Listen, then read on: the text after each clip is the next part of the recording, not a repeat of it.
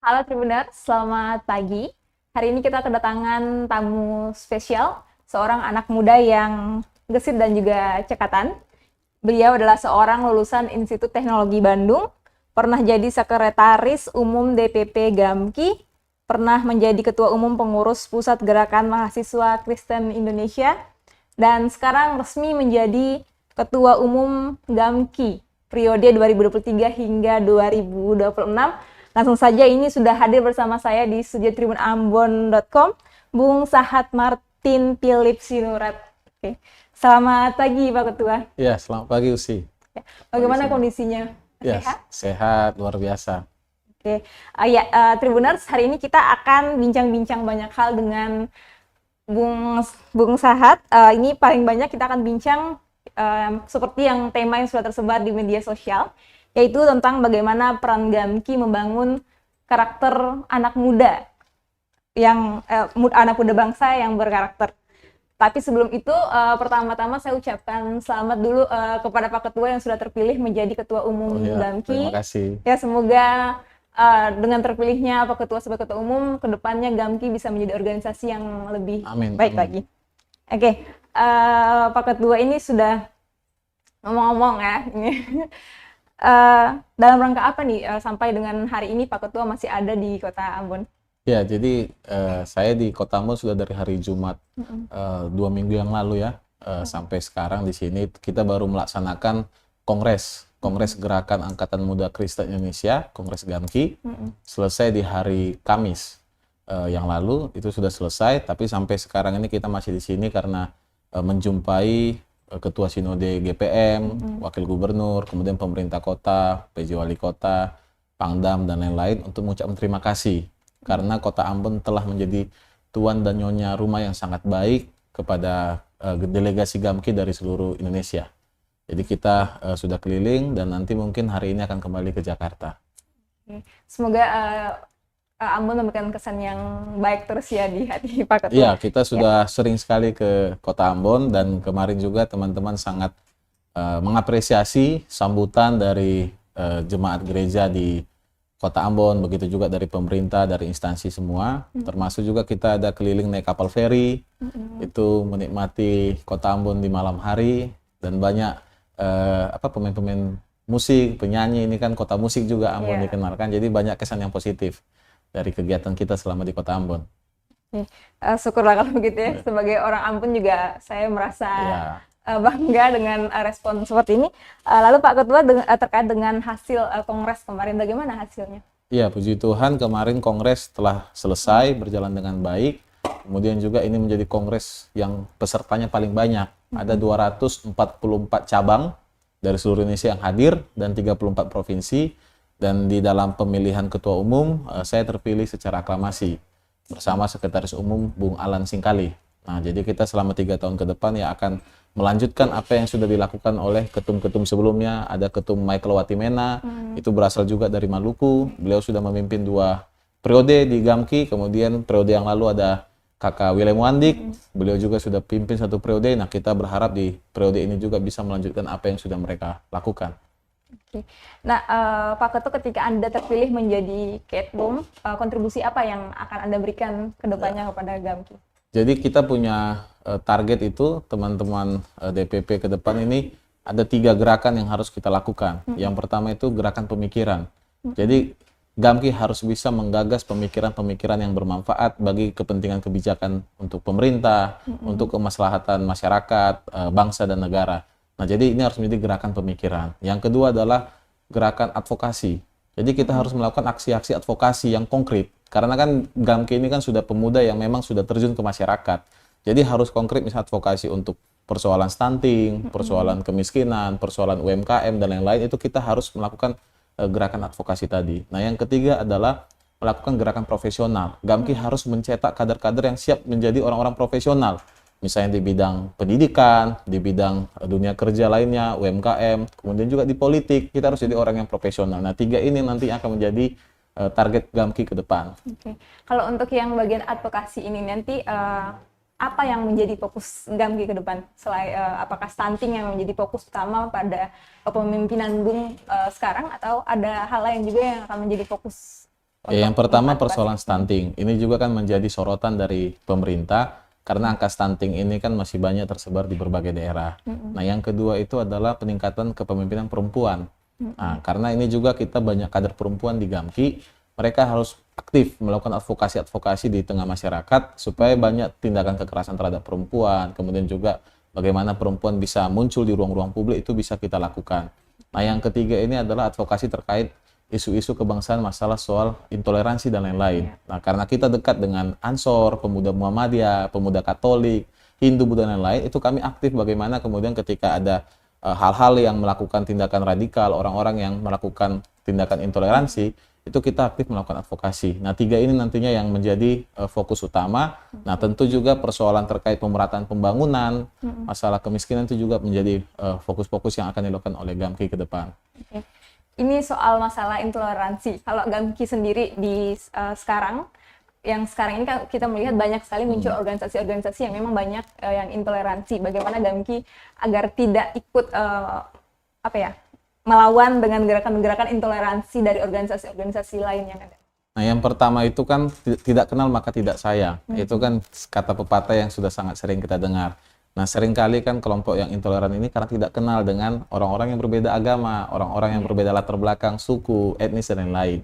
Nah, makanya kita di Gamki bekerja sama dengan pemuda lintas agama itu harus sering berinteraksi. Kita harus memperbanyak interaksi antar agama, antar golongan, supaya akhirnya kita mengenal, oh ternyata saudara-saudara kita dari umat Muslim seperti ini, dari umat Kristen seperti ini, Hindu, Buddha seperti ini. Nah, dari situ kemudian kita harus kemudian membuat gerakan yang benar-benar menunjukkan ke masyarakat bahwa pemuda Indonesia itu tidak bisa dipecah belah.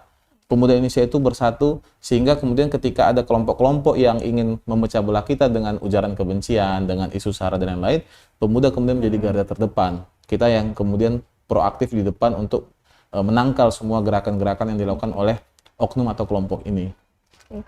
Ya, sebelumnya untuk Tribuners yang mau bergabung bersama kami di pagi hari ini bisa langsung komen di kolom komentar di Facebook dan juga YouTube yang saat ini tribunambon.com sedang menyiarkan siaran langsung. Oke, Bung. Soal gerakan intoleransi tadi kemudian kita harus saling mengenal lah antara sesama agama, jangan sampai ada pemikiran-pemikiran yang salah lah seperti itu. Ini juga bisa menjadi tugas berat bagi Bung karena memang tahun depan ini sudah mulai mulai dari sekarang lah, sudah mulai masuk ke tahun politik dan masalah agama, masalah intoleransi itu sangat kental sekali biasanya. Bagaimana, Bung? Iya, saya sepakat itu. Kadangkala agama itu sering dijadikan alat untuk mempolitisasi agama tadi, untuk bisa mengambil simpati sehingga mereka kemudian bisa orang atau kelompok atau partai politik bisa mendapatkan suara dari situ. Tapi kan itu menurut saya tidak sehat. Kenapa? Ketika sudah selesai momen politik, di elit politik kemudian sudah kembali baikan, tapi di masyarakat polarisasi terjadi.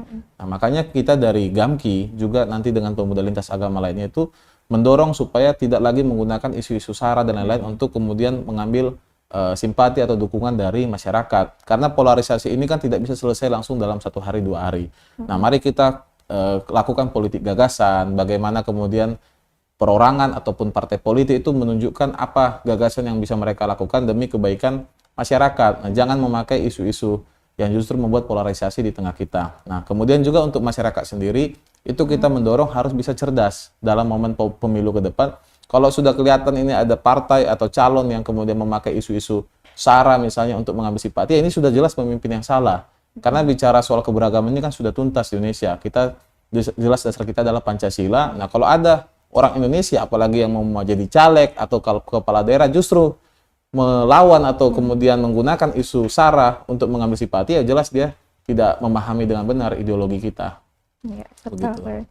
Oke, Bung, tadi yang ketiga juga itu soal bagaimana Gamki mengedepankan profesionalisme ya. Yang ketiga tadi itu soal potensi-potensi kader. Lalu menurut Anda sendiri bagaimana mensinergikan potensi kader yang ada di Gamki? Jadi di Gamki ini memang usia kita banyak latar belakang profesinya. Ada lawyer, ada akademisi, guru, dosen, kemudian juga politisi juga ada, pendeta juga yang aktif di gereja ada. Artinya ini kan sebenarnya banyak bidang. Nah, kita di Gamki itu, saya dengan teman-teman berpikir jangan hanya kemudian fokus di satu bidang, seakan-akan Gamki misalnya hanya isinya orang politik saja atau hanya akademisi saja. Gamki ini harus bisa menjadi wadah bagi pemuda-pemuda Kristen yang mau bergerak di berbagai bidang. Tapi juga jangan bergeraknya tidak punya kapasitas, tidak punya kualitas. Nah, di situ kita harus melatih, mempersiapkan teman-teman ini sehingga ketika dia terjun ke masyarakat, dia memang menjadi orang-orang yang bisa memimpin yang baik. Tentu dengan nilai-nilai kebangsaan, nilai-nilai toleransi, nilai-nilai yang inklusif dan lain-lain. Itu yang tentu kita harus dorong. Oke.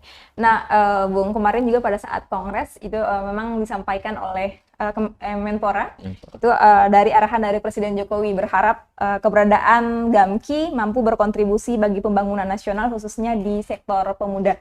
Apakah Gamki sendiri siap melaksanakan amanat dari Presiden ini? Ya, pastinya kita siap dan harus siap karena memang sekarang itu di zaman eranya bonus demografi, ya anak-anak muda ini kan harus mengambil peran. Jangan jadi penonton saja, tapi harus kemudian ikut terlibat di dalam pembangunan.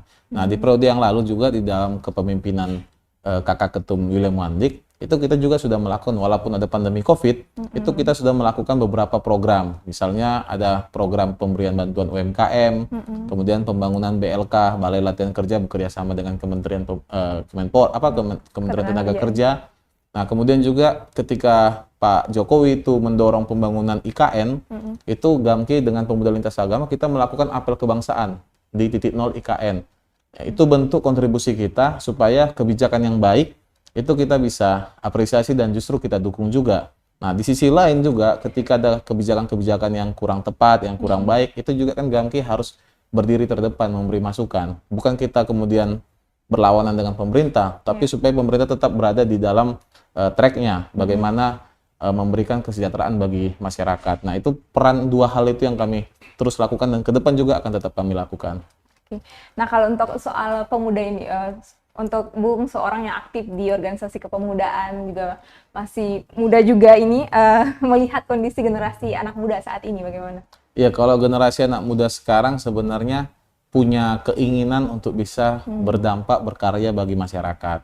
Tapi kan itu tidak bisa dikerjakan sendiri-sendiri. Nah, itu pentingnya sekarang kita mendorong kolaborasi, bukan kompetisi. Nah, termasuk dengan teman-teman di Gamki, saya dorong ketika di kongres, atau di konferensi daerah, atau di konferensi cabang, itu kita mungkin berlawanan, ada calon lain yang berbeda dengan calon lain, kita saling mendukung calon yang berbeda. Tapi kalau sudah selesai, kita kembali bersatu, kembali kolaborasi, sehingga apa? Saya punya talenta, saya punya bakat, itu bisa bekerjasama dengan teman-teman yang mungkin juga punya talenta yang berbeda. Nah, akhirnya apa? Dampak yang besar bisa kita lakukan. Satu orang mungkin bisa berbuat hal-hal yang ya banyak lah misalnya, tapi kalau kita bersama-sama, karya-karya yang luar biasa pasti bisa kita kerjakan. Nah, jadi jangan pemuda sekarang individualis, tapi harus mengedepankan kolaborasi. Ya, betul sekali. Nah, Bang, kalau berdasarkan pengalaman Anda sendiri, ini apakah ada tantangan tersendiri untuk yang dihadapi oleh anak muda saat ini? Kalau anak muda sekarang itu kan kadang-kala mungkin, apalagi era sekarang ini kan, usia ini kan sangat cepat pembangunan, termasuk juga perkembangan zaman. Kadang-kala kita ingin sesuatu yang cepat, instan. Sementara untuk menuju ke sana itu sebenarnya kan seperti naik anak tangga, harus dijalani dengan setia. Kita setia dalam hal-hal kecil, ya pasti kita akan diberikan hal yang besar. Nah, jadi jangan kemudian berusaha dengan cara-cara cepat, akhirnya malah merugikan kita, seperti itu. Nah, yang kedua itu adalah tentang bagaimana melatih kita anak-anak muda itu punya kesetiaan, komitmen. Jadi kita itu harus bisa kemudian menjaga persahabatan, persaudaraan kita dengan teman-teman, sehingga kita ini saling membesarkan, bukan hanya ingin besar sendiri. Nah, hal-hal itu yang menurut saya penting bagi kita generasi muda, sehingga ya kita bisa saling maju bersama-sama ke depan. Intinya memang menjadi pemuda jangan sampai egois. Ya, betul. Jangan sendiri. Egois hanya diri sendiri, tapi ayo kita bersama-sama saling membesarkan. Itu tadi kan kolaborasi bersama. Nah, kalau di periode kepemimpinan sebelumnya saat Bung masih menjadi sekretaris umum itu kan ada banyak sekali kegiatan-kegiatan yang memang untuk kepemudaan, juga untuk masyarakat, seperti tadi ada pembagian dana untuk UMKM dan sebagainya itu. Nah, kalau untuk di tahun ini di 2023 sampai 2026, apa program Gamki yang agar generasi muda kita bisa mampu punya berkarakter dan maju juga, dan juga bisa mampu bersaing di kancah global? Jadi beberapa program yang sudah kita lakukan di periode yang lalu, itu tetap akan kita terus lanjutkan, seperti pembinaan kepada UMKM yang sudah diberikan bantuan, agar UMKM-nya juga berkembang. Kadang-kala kan persoalan kita anak muda ketika sudah dikasih bantuan usaha, habis itu usahanya nggak jalan. Nah, padahal kan itu kan tujuannya untuk men-trigger, memberi mereka supaya vitamin lah, supaya kemudian usahanya bisa berkembang. Nah, itu tetap kita akan kerjakan. Nah, yang kedua, di momen kongres ini, Gamki juga melakukan sejarah, karena baru di kongres ini kita memutuskan untuk menjadi badan hukum perkumpulan. Jadi selama puluhan tahun, itu Gamki belum berbadan hukum. Nah, ini menjadi sejarah kenapa ketika sudah berbadan hukum, Gamki sudah bisa memiliki aset sendiri. Sudah bisa kemudian melakukan mengurus administrasi-administrasi dengan ke pemerintah, dengan kita sudah terdaftar di Kemenkumham. Nah, ini kan akan bagus. Kenapa? Karena nantinya kita di daerah itu bisa memiliki aset, nah bisa memiliki sekretariat. Sekretariat ini kan bisa menjadi tempat mengembangkan bisnis, melatih kepemimpinan, menjadi wadah berkumpul dan lain sebagainya. Nah, itu hal kedua yang akan kita lakukan, bagaimana badan hukum ini nantinya sekretariat Gamki ini bisa berdiri di banyak daerah. Nah, yang ketiga yang paling utama adalah mempersiapkan kader-kader yang memiliki jiwa kepemimpinan. Yang tadi gerakan profesional tadi. Nah, Gamki rencananya nanti di setiap daerah itu kita akan melakukan pelatihan-pelatihan, tapi memang bukan pelatihan yang umum lagi. Mungkin itu di masa mahasiswa kan kita lakukan. Kalau sekarang ini berfokus, kita akan melatih misalnya politisi-politisi muda dari Gamki. Kita akan melatih misalnya teman-teman akademisi yang nanti bisa melakukan penelitian-penelitian yang konkret berdampak bagi masyarakat, dan banyak program lain yang memang langsung mengarah kepada mempersiapkan pemimpin sesuai dengan bidangnya, tidak lagi yang secara besar saja begitu, secara global saja. Ini memang supaya mengantisipasi ya, jangan sampai krisis pemimpin ya. Iya, krisis pemimpin dan tadi bonus demografi tadi, supaya jangan kemudian nanti pemuda kita ini ya jadi pengangguran intelektual, tidak tahu mau melakukan apa. Tapi kita harus berkontribusi supaya di bonus demografi itu ya pemuda Indonesia itu bisa memanfaatkannya dengan baik. Ya. Gitu. Jadi memang nilai-nilai seperti apa yang memang ingin Gamki tanamkan lewat program-program yang diberikan tadi itu? Nah, yang pasti yang pertama itu harus memiliki sikap yang moderat, yang inklusif, tidak eksklusif hanya kelompok kita saja misalnya Gamki, tapi bisa membaur dengan yang lain. Yang kedua itu kan profesionalitas.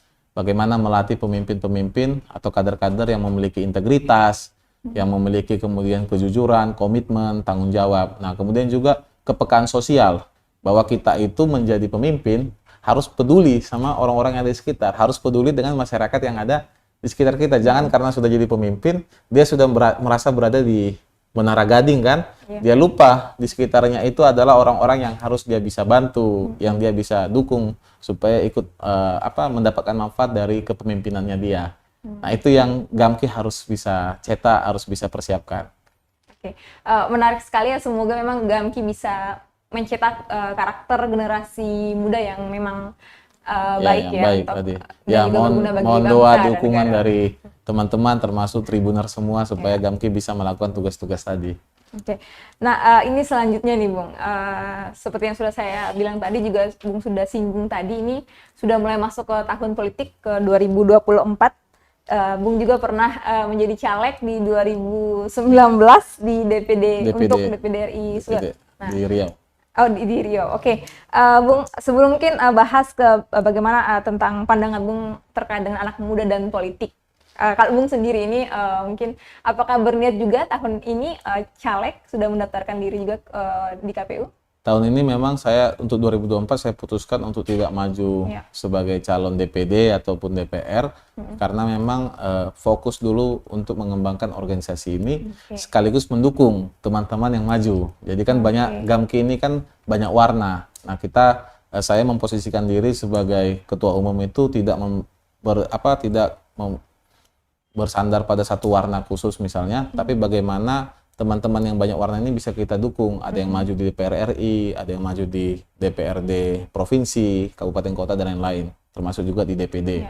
Nah, yang kedua kita mendorong supaya nantinya anak-anak muda ini jumlahnya mungkin hampir 50% ya, yang usia muda di bawah 40 tahun, itu benar-benar memilih pemimpin-pemimpin jadi caleg atau kepala daerah itu yang memang memiliki rekam jejak yang baik, yang juga peduli dengan anak muda. Jangan anak muda ini dipaksa disuruh untuk memilih, tapi nggak memilih pemimpin yang tepat, yang memang menyuarakan aspirasi anak muda. Aspirasi apa? Bagaimana tentang pendidikan supaya anak muda ini bisa mendapat beasiswa, bisa mendapat bahkan pendidikan gratis. Nah, ini kan harus kita pilih caleg-caleg yang memperjuangkan ini. Nah, yang kedua apa? Lapangan kerja.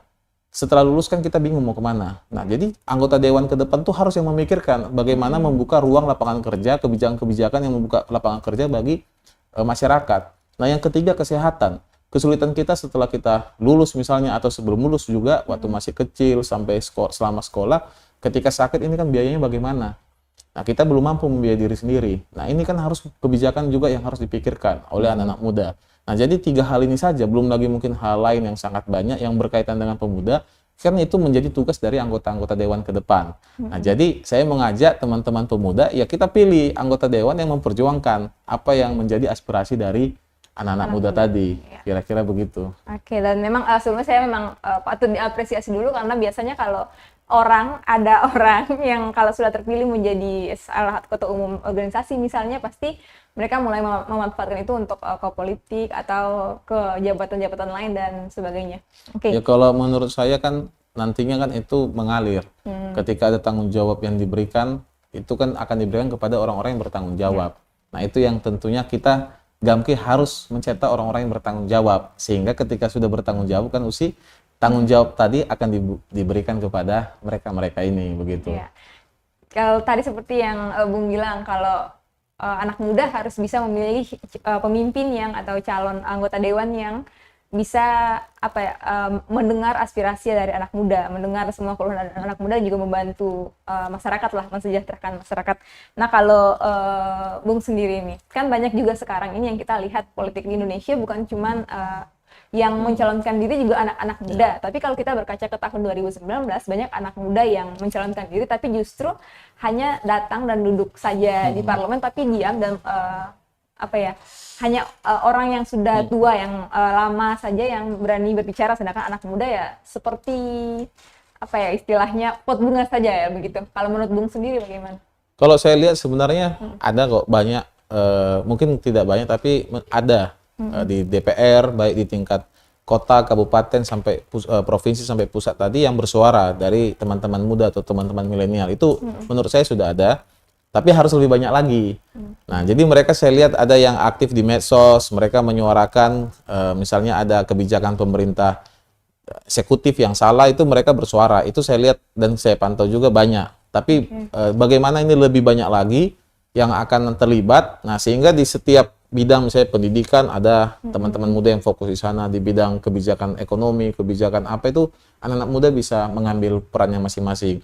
Nah, yang kedua juga yang paling utama, ya kita harus mendukung ketika ada anak muda yang masuk ke dalam. Jangan malah kita yang anak muda yang di luar ini nyinyir atau misalnya menyindir mereka atau mengecam dan lain-lain. Justru ya ketika ada anak muda yang masuk ke dalam dan kita lihat rekam jejaknya baik, ya kita dukung sama-sama. Mau warnanya apa ya kita nanti tinggal lihat. Yang penting ideologinya jelas, ideologi Pancasila. Yang dia perjuangkan adalah kepentingan masyarakat, seperti itu. Oke. Nah, Bung, kalau melihat suasana politik di Indonesia saat ini bagaimana, dan menurut Bung peran pemuda di dalam politik itu sendiri bagaimana? Iya, kalau peran pemuda dalam politik tentunya kita kembali lagi kan ini ada banyak partai politik dan berbicara perpolitikan kita itu kan tetap bersandar kepada partai-partai politik tadi. Nah, yang pertama itu pemuda harus melihat bahwa politik ini suci. Ya. Politik ini adalah cara atau etika untuk melayani, kalau kata Om Johannes Lemena, salah satu pahlawan nasional dari dari Maluku ini begitu. Jadi bagaimana kita melihat politik itu bukan sesuatu yang kotor. Yang kotor itu adalah orang-orang yang berpikiran salah, masuk ke politik hanya untuk kepentingannya, untuk kekuasaan demi kelompoknya dan lain sebagainya. Ya, tadi faktanya memang anak muda sekarang banyak yang membenci politik. Ya, itu dia. Faktanya memang politik itu kadang-kala kita anak muda ini kan sudah pesimis. Itu paling diisi oleh orang-orang yang hanya mementingkan kelompoknya. Tapi kita kan harus tahu, semua ini kan diatur oleh politik. Kita sekarang, uang kuliah kita itu semuanya kebijakan politik. Kita mau kerja, kebijakan politik. UMR, apa itu semua itu kan kebijakan politik.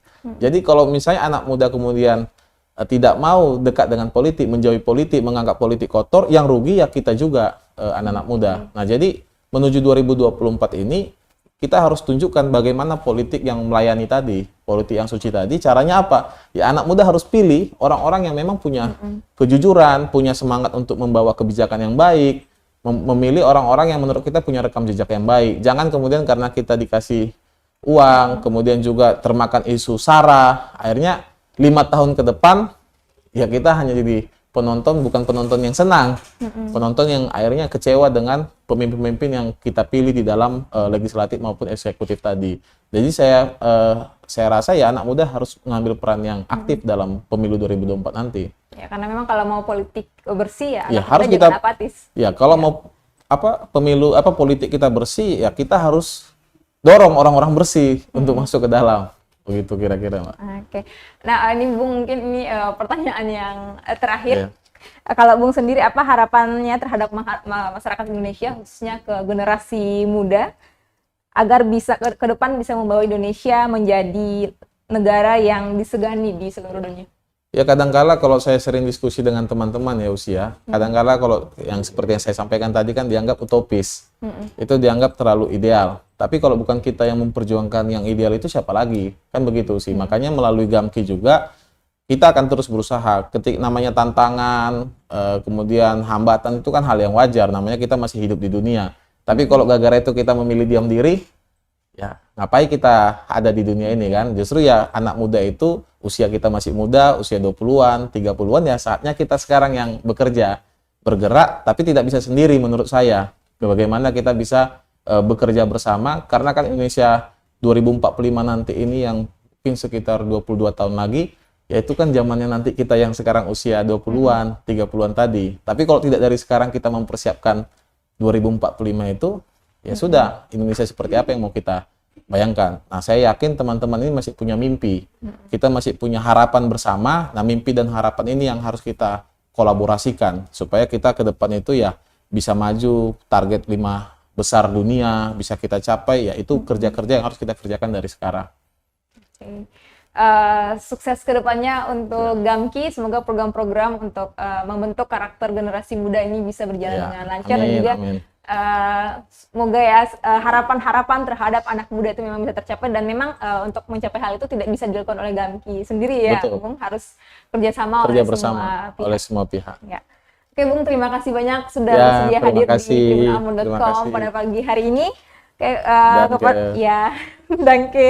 Ya, untuk Tribuners, kita tahu bersama kalau pemuda atau generasi muda memang punya peran yang sangat besar sekali kepada bangsa kita, kepada negara kita. Jadi, kalau bukan kita, siapa lagi? Seperti tadi yang sudah Bung sampaikan, jangan bersikap diam.